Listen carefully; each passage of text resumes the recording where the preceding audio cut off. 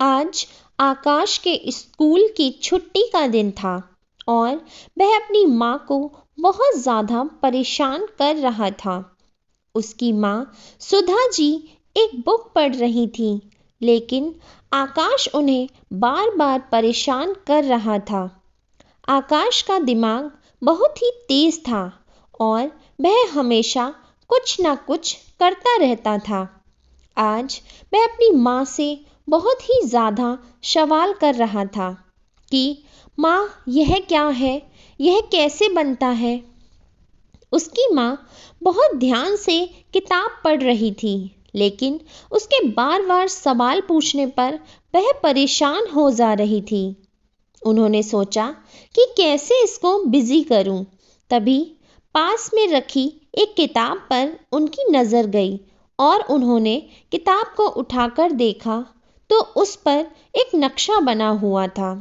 उन्होंने उस नक्शे को कई भागों में फाड़ दिया और आकाश को बुलाया और कहा, आकाश, तुमको एक काम करना है अभी।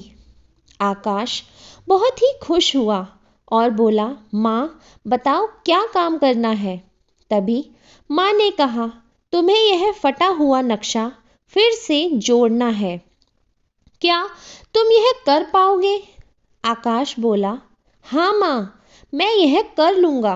लेकिन माँ को पता था कि वह यह नक्शा नहीं जोड़ पाएगा और इसी बहाने वह बिजी रहेगा और मैं आराम से अपनी किताब पढ़ लूँगी।